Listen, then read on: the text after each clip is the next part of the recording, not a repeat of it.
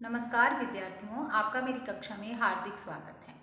आज का हमारा प्रकरण है भाषा प्रयोगशाला, जिसे इंग्लिश में कहते हैं लैंग्वेज लैब। अब तक यही कहा जाता था कि लैब्स होती हैं, प्रयोगशालाएँ होती हैं साइंस की, मैथ्स की, ज्योग्राफी की, लेकिन यहाँ पे अब ये लैंग्वेज लैब है, भाषा की प्रयोगशाला है, जिसमें हम क्या करेंगे, एक्सपेरिमेंट करेंगे भाषा पे। क्योंकि लैब में क्या किया जाता है, प्रयोगशाला में क्या किया जाता है, प्रयोगशाला, प्रयोग करने की शाला, अर्थात हम क्या करेंगे, भाषा संबंधी प्रयोग करेंगे भाषा प्रयोगशाला में। ठीक है, तो हमारा आज का टॉपिक है भाषा प्रयोगशाला। देखिए, हम हमेशा से ही ये बात सुनते आए हैं कि बच्चे को दृश्य श्रव्य सामग्री से पढ़ाया जाना चाहिए।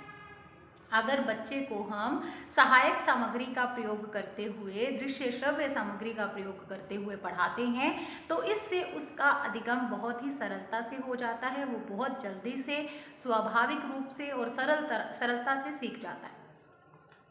इस बात को हम जान चुके हैं। तो यहाँ पे ये भाषा प्रयोगशाला भी हमारी हेल्प करती है। किसमें? बच्चे को अधिगम कराने, बच्चे को सीखने में इससे बहुत ही हेल्प मिल जाती है। आप इसको अध्यापक के प्रतिस्थापन के रूप में नहीं रख सकते। अगर ऐसा कहा जाए कि भाषा प्रयोगशाला क्या अपने आप में निपुण है कि वो एक अध्यापक की जगह ले ले या एक अध्यापक की भूमिका का निर्वाह कर ले, तो आपका आंसर होना चाहिए नहीं। एक शिक्षक या अध्यापक के प्रतिस्थापन के रूप में ये काम नहीं कर सकते, इसमें कोई दो राय नहीं है। शिक्षक, अध्यापक, उसकी जगह कोई भी नहीं ले सकता। तो ये भाषा प्रयोगशाला फिर करती क्या है? भाषा प्रयोगशाला भाषा से संबंधित जो कौशल हैं उनको डेवलप करने में हमारी हेल्प करती है, हमारी मदद करती है। ये एक कक्ष होता है, भाषा प्रयोगशाला एक कक्ष होता है जिसमें बालक के जो भाषा शिक्षण का अधिगम है उसको सरल बनाया जाता है। उसके लिए कई प्रयोग या प्रयास किए जाते हैं जिससे कि भाषा को बालक बहुत ही अच्छे से सीख ले।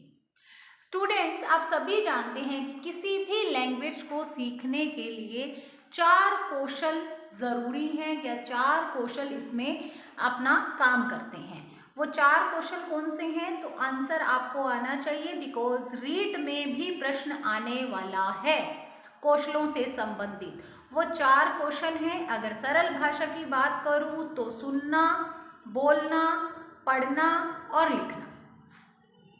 ठीक है, और अगर शुद्ध हिंदी की बात करूं तो सुनना का मतलब श्रवण, बोलना का मतलब, बोलना क्या होता है? अभिव्यक्ति करना किसी चीज की, है ना। तो श्रवण, फिर बोलना मतलब किसी चीज का, इसके अंदर वाचन जो है वो रीडिंग में रखेंगे हम इसको। ठीक है, अगर आपका उत्तर आए कि हाँ वाचन कहाँ जाएगा, वाचन क्या होता है? किसी भी लिखी हुई या छपी हुई सामग्री को पढ़ना, तो वाचन क्या है? रीडिंग में आता है। अगर हम इंग्लिश की बात करें तो listening, speaking, reading and writing. अभी मैंने बताया सुनना, बोलना, पढ़ना और लिखना। और सुनना को हम श्रवण भी कहते हैं, और बोलना को अभिव्यक्ति वाले में आ जाएगा, अभिव्यक्ति कौशल आ जाएगा। और उसके बाद अभिव्यक्ति में भी कौन सी आएगी? अभिव्यक्ति में मौखिक अभिव्यक्ति आएगी, लिखित नहीं आएगी, क्योंकि लिखित किस में जाएगी? लिखना में जाएगी। मौखिक अभिव्यक्ति बोलना में आ जाएगी, पढ़ना में वाचन आ जाएगा, और 4th नंबर पे लिखना में लिखित अभिव्यक्ति आ जाएगी। ठीक है, लिसनिंग, स्पीकिंग, रीडिंग, राइटिंग। बोलना, सुनना, बोलना, पढ़ना और लिखना। सीक्वेंस में ही चलना है, आगे पीछे नहीं कर सकते हो, क्योंकि बालक जब भाषा को सीखता है तो सबसे पहले आप देखते हो ना, पैदा होते ही नहीं बोलने लगता। पहले वो कुछ महीनों तक आवाजों को सुनता है, भाषा को सुनता है, शब्दों को सुनता है और उसके बाद उन्हीं शब्दों में से, जो शब्द उसने सुने हैं उन्हीं शब्दों में से वो कुछ शब्द कुछ महीने के बाद बोलने लगता है। तो सबसे पहले क्या होता है, सुनना होता है, बोलना बाद में होता है। तो सबसे पहले वो लिसनिंग करता है, फिर स्पीकिंग करता है, फिर रीडिंग करता है, फिर राइटिंग करता है। पहले वो सुनता है, बोलता है, पढ़ता है, फिर लिखता है। ठीक है, ये सीक्वेंस आगे पीछे मत कर देना, मैं कह रही हूँ क्वेश्चन आएगा। रीड में आपको भाषा से संबंधित जो भी आप भाषाएं लेते हो उसमें देख लेना, सभी में आएगा, साथ में सभी भाषाओं में। ये सभी भाषाओं की दृष्टि से, चाहे आप संस्कृत ले लो, चाहे हिंदी ले लो, चाहे इंग्लिश ले लो, पंजाबी ले लो, कोई भी भाषा ले लो, ये तो आपको पता होना ही चाहिए। ये प्रश्न आपको दिखाई देगा, फिर आपको याद आएगा कि मैम ने बोला था कि ये प्रश्न आएगा। तो 1 नंबर का सीधा आंसर पता है आपको, 1 नंबर मिल गया आपको, सिर्फ इतना सा याद रखना है। और फिर मैं आपको प्रैक्टिकली भी इसको समझा रही हूँ कि बालक क्या है, बालक कुछ महीने तक केवल सुनता है, पैदा होते ही बोलने नहीं लगता।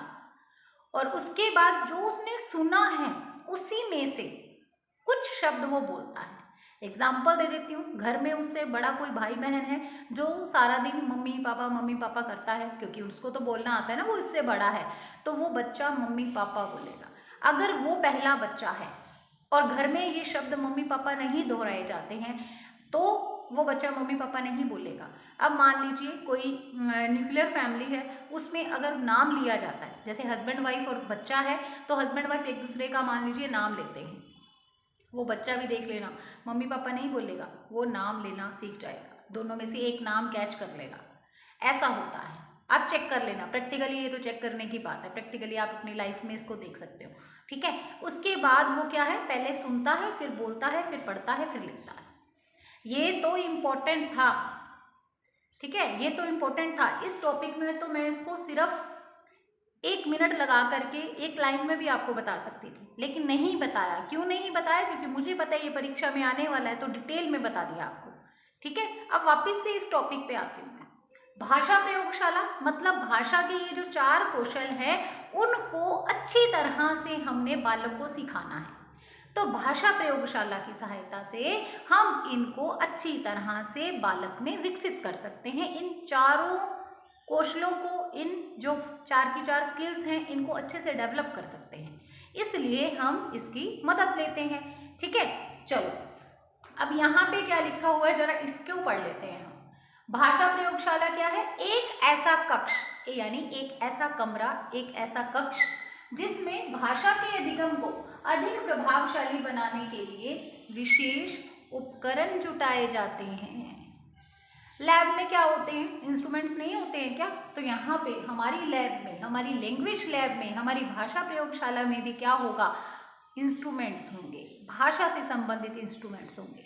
ठीक है, तो विशेष उपकरण जुटाए जाते हैं। यह भाषा शिक्षण का केंद्र है, भाषा को सिखाने का ये सेंटर है, जिसमें छात्रों को, देख लो क्या लिखा है, सुनने, बोलने, पढ़ने, लिखने आदि के लिए नियंत्रित वातावरण प्रदान किया जाता है। ये लो, सुनने, बोलने, पढ़ने, लिखने, आगे ना चारों कौशल, क्योंकि भाषा को सीखने के यही 4 कौशल हैं। तो क्या किया जाता है इसमें? इन चारों कौशलों को सीखने के लिए, सिखाने के लिए नियंत्रित वातावरण दिया जाता है, कंट्रोल्ड एटमॉस्फेयर मिलता है बच्चों को भाषा सीखने के लिए। भाषा प्रयोगशाला में सिखाया क्या जाता है? यही 4 कौशल सिखाए जाते हैं। और होता क्या है? विशेष उपकरण होते हैं। एक विशेष कमरा होगा, एक ऐसा कक्ष होगा जिसमें बच्चों को भाषा सिखाने के लिए, भाषा के अधिगम के लिए क्या किया जाएगा? विशेष प्रकार के उपकरण उपलब्ध कराए जाएंगे। ठीक है, जिससे कि बच्चे के लिए भाषा सीखना बहुत ही आसान हो जाएगा, सरल हो जाएगा, स्वाभाविक हो जाएगा। ठीक है, तो भाषा प्रयोगशाला का अर्थ समझ में आ गया होगा। अब देखो नीचे क्या है, भाषा प्रयोगशाला के उपकरण तथा अनुभाग। ठीक है, अब कौन कौन से उपकरण होते हैं, कौन कौन से उसके कोष्ठ अनुभाग यानी कि उसके पार्ट्स होते हैं, इस पे हम जरा बात कर लेते हैं। ठीक है, कौन कौन से उपकरण हैं, कौन कौन से कोष्ठ हैं। तो ये 3 कोष्ठ आपको दिखाई दे रहे होंगे। पहला श्रवण कोष्ठ, दूसरा परामर्शदाता कोष्ठ और तीसरा नियंत्रण कोष्ठ। नियंत्रण कक्ष कह सकते हो या कोष्ठ कह सकते हो, कोई ऐसी बड़ी बात नहीं है। श्रवण कोष्ठ, परामर्शदाता कोष्ठ, नियंत्रण कक्ष। इंग्लिश में अगर मैं बात करूं तो क्या है, हियरिंग बूथ है ये। श्रवण कोष्ठ हियरिंग बूथ। परामर्शदाता कोष्ठ, तो यहाँ परामर्शदाता का मतलब एडवाइजर। ठीक है, परामर्शदाता कोष्ठ में एडवाइजर बैठेगा। और ये है कंट्रोल रूम। ठीक है, नियंत्रण कक्ष यानी कंट्रोल रूम। चलो ये चीज पता चल गई भाई, 3 ये कोष्ठ होते हैं जिसमें ये जो श्रवण कोष्ठ है, ये श्रवण कोष्ठ क्या होते हैं, विभिन्न कैबिन्स होते हैं। ठीक है, विभिन्न कैबिन बने होते हैं। जैसे हम साइबर कैफे पे जाते हैं ना, तो आपने देखा है छोटी छोटी सी जो है बीच में थोड़ी सी ऊंची दीवारें होती हैं और डिवाइडेशन किया हुआ होता है। तो इस तरह से ये जो श्रवण कोष्ठ हैं ये होते हैं लगभग 15 से 20, 16 से 20, 15 से 20 ऐसे कैबिन्स बने होते हैं इस लैंग्वेज लैब के अंदर। छोटे छोटे लैंग्वेज लैब के अंदर, इस कक्ष के अंदर ये जो श्रवण कोष्ठ हैं ये 16 से 20 होते हैं। और इसमें क्या किया जाता है कि बस आप ये समझ लीजिए, जैसे आप कंप्यूटर लैब में जाते हो तो प्रत्येक कंप्यूटर होता है ना एक बच्चे के पास, तो बस साइड में क्या किया जाता है, एक छोटी छोटी सी दीवारें खड़ी कर दी जाती हैं। ठीक है, जिससे वो कैबिन्स बन जाते हैं। जैसे कि मैं बता रही हूँ आप साइबर कैफे में देखते हैं वैसे ही तो श्रवण कोष्ठ बने होते हैं। अब एक एक श्रवण कोष्ठ के अंदर एक एक कैबिन के अंदर एक एक बालक को बैठाया जाता है। एक कैबिन में एक ही बालक बैठता है। ठीक है, अब ये जो श्रवण कोष्ठ हैं इनमें बच्चों के पास कौन कौन से उपकरण होते हैं, वो ये हैं। अब मैंने ना यहाँ पे शुद्ध हिंदी लिखी है क्योंकि आपके एग्जाम में शुद्ध हिंदी ही आप प्रयोग में लोगे। हिंदी में भाषा प्रयोगशाला अगर आएगा तो हिंदी ही यूज़ करनी पड़ेगी। तो यहाँ पे मैंने शुद्ध हिंदी लिखा है। कुछ शब्द आपको पता होंगे, नहीं पता होंगे तो मैं इनके इंग्लिश में इनको क्या कहते हैं वो भी बताऊंगी। ठीक है, वो भी बताऊंगी जिससे कि आपको क्लियर हो जाएगा। अब मैंने यहाँ पे श्रवण कोष्ठ में ये जो 4 चीज़ें हैं वो कौन कौन सी बच्चों के पास कौन कौन से उपकरण होते हैं, कौन कौन सी वस्तुएं उपलब्ध होती है, इनके बारे में आपको बता रही हूँ। दूरभाष, दूरभाष किसको बोलते हैं, टेलीफोन को। ठीक है, दूरभाष किसे कहते हैं, टेलीफोन को कहते हैं। तो ये तो आपको वैसे पता ही होगा। दूरभाष, दूर वाले व्यक्ति से बात करना, भाष मतलब भाषा। ठीक है, तो भाषा शब्द भाष धातु से बना है जिसका मतलब है बोलना, दूर के व्यक्ति से बोलना। तो दूर के व्यक्ति से किसके द्वारा बोला जाता है, मोबाइल के द्वारा, फोन के द्वारा। तो ये वही है टेलीफोन। तो प्रत्येक कैबिन में क्या होगा, एक टेलीफोन होगा। अब टेलीफोन किसको फोन करने के लिए होगा, घर पे अपने बच्चे अपने मम्मी पापा से बात कर ले उससे नहीं, ये कनेक्ट होगा केवल इससे। ठीक है, ऐसे नहीं है भी फोन दे दिया है बेटा, कैबिन दे दिया, आप बैठ करके आराम से बातें कर लो जिसके साथ भी करनी है, नहीं ऐसा नहीं। यहाँ पे ये जो टेलीफोन है वो कनेक्टेड है इधर परामर्शदाता के साथ। ठीक है, यहाँ पे श्रवण कोष्ठ में कौन बैठेंगे, बच्चे बैठेंगे। यहाँ पे परामर्शदाता कोष्ठ में उनका परामर्शदाता कौन होगा, उनका लैंग्वेज टीचर, भाषा शिक्षक, तो वो इधर बैठेगा एडवाइजर। ठीक है, और इधर कंट्रोल रूम होगा। ठीक है, कंट्रोल रूम होगा, इसमें टीचर किसी को बैठा भी सकता है या फिर यहाँ पे जो व्यवस्था होगी वो अपने आप से ही, अभी मैं बताऊंगी यहाँ पे क्या काम हो रहा होगा। ठीक है, तो दूरभाष हो गया, यहाँ पे टेलीफोन होगा इनके पास। फिर है श्रवणेंद्रिय दूरभाष। अब ये श्रवणेंद्रिय दूरभाष क्या है, ईयरफोन। ठीक है, ईयरफोन हो गया। यहाँ पे हम सभी ईयरफोन यूज करते हैं ना, उसको हिंदी में कहते हैं श्रवणेंद्रिय दूरभाष। आज आप सभी घर पे अपने ये वाला जो वर्ड है हिंदी का वो यूज़ करना, इस शब्द से बोलना। ईयरफोन को ईयरफोन ना कह करके आप उसको कहना श्रवणेंद्रिय दूरभाष। ठीक है, तो ईयरफोन का मतलब है वहाँ पे प्रत्येक बालक के पास ईयरफोन भी होंगे। स्विच, ठीक है, एक स्विच होगा उसके पास। और टेप रिकॉर्डर, एक टेप रिकॉर्डर भी उसके पास होगा। अब वो बच्चा इस टेप रिकॉर्डर के माध्यम से क्या कर सकता है, अपना जो भी उसका काम है उसको या अपनी आवाज़ जो है उसको रिकॉर्ड करके सुन सकता है। ठीक है, टेप रिकॉर्डर में क्या किया जाता है, रिकॉर्ड करके हम उसको दोबारा चला करके सुन सकते हैं, यानी अपनी गलतियों को पकड़ सकता है। उसकी जो जो भी गलतियां हैं वो उसको पता चल सकती हैं कि वो वाचन में कौन कौन सी गलतियां करता है, वो बोलने में कौन कौन सी मिस्टेक्स करता है, वो पढ़ने में कौन कौन सी मिस्टेक्स करता है। तो इस तरह से ये 4 जो है वो उपकरण होते हैं स्टूडेंट्स के पास। प्रत्येक पोस्ट में होंगे ये, ठीक है, ये प्रत्येक कोष्ठ में होंगे। और कोष्ठ कितने होंगे भूल नहीं जाइएगा, 16 से 20 होंगे। ठीक है, 16 से 20 कोष्ठ होंगे, 16 से 20। और प्रत्येक कैबिन के अंदर दूरभाष, टेलीफोन होगा, ईयरफोन होंगे, स्विच होगा और टेप रिकॉर्डर होगा। ठीक है, चलो ये तो पता चल गया हमें श्रवण कोष्ठ के बारे में। श्रवण कोष्ठ में कौन बैठेंगे, बच्चे बैठेंगे, छात्र बैठेंगे, सीखने के लिए विद्यार्थी बैठेंगे। अब है परामर्शदाता कोष्ठ, एडवाइजर। ठीक है, अब ये एडवाइजर है, ये कौन है अभी मैंने बताया, ये है भाषा शिक्षक, लैंग्वेज टीचर। अब इसके पास कौन कौन सी चीजें होंगी, कौन कौन से उपकरण होंगे, इस पे बात कर लेते हैं। यहाँ पे लिखा हुआ है distribution switch, monitoring switch, intercom switch, group call switch, all call switch. ठीक है, ये 5 वहां पे इंस्ट्रूमेंट्स होंगे परामर्शदाता के पास। एक एक करके इनके बारे में मैं आपको बता देती हूँ। डिस्ट्रीब्यूशन स्विच, डिस्ट्रीब्यूट करना किसी चीज को क्या होता है, डिस्ट्रीब्यूट मतलब बांटना किसी चीज को।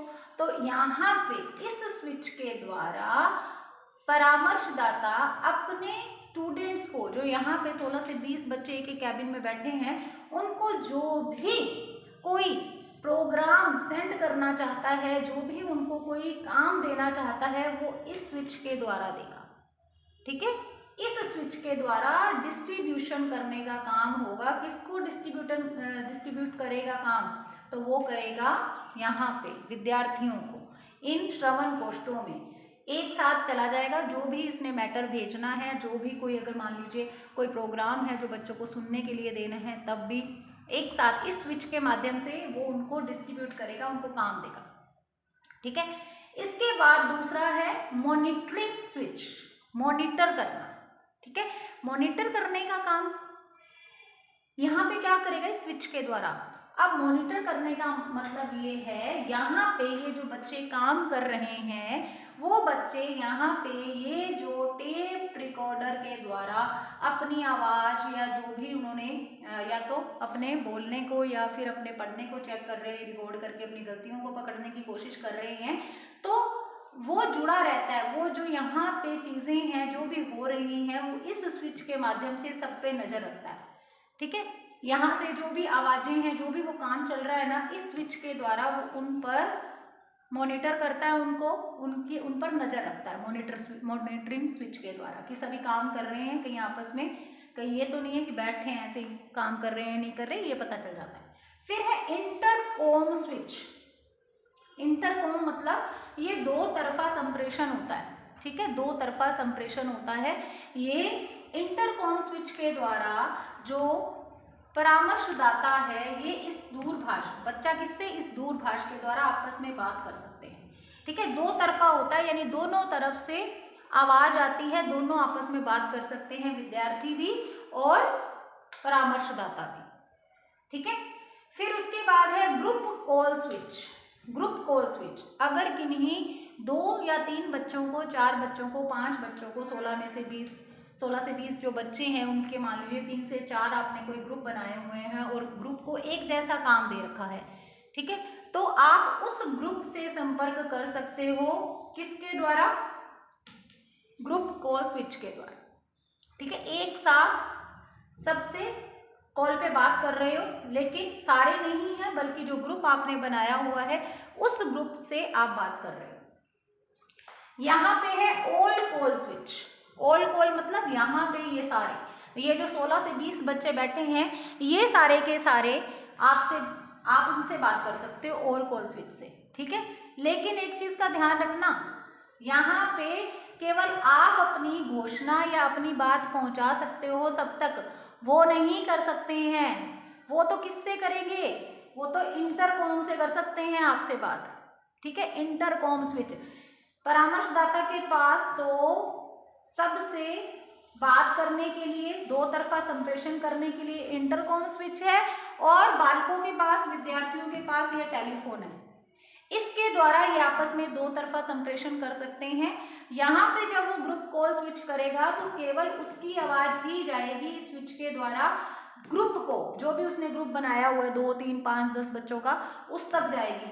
और यहाँ पे ऑल कॉल स्विच में भी उसकी घोषणा, उसकी बात सबको सुनाई देगी, लेकिन बच्चों की नहीं सुनेगी उसको यहाँ पे, ठीक है। उसकी सुनाई देगी, परामर्शदाता की आवाज बच्चों तक पहुंचेगी, बच्चों की नहीं पहुंच सकती। आपस में दो तरफा तो केवल यहीं पे ही हो सकता है, इसके द्वारा ही हो सकता है, इंटरकॉम स्विच के द्वारा।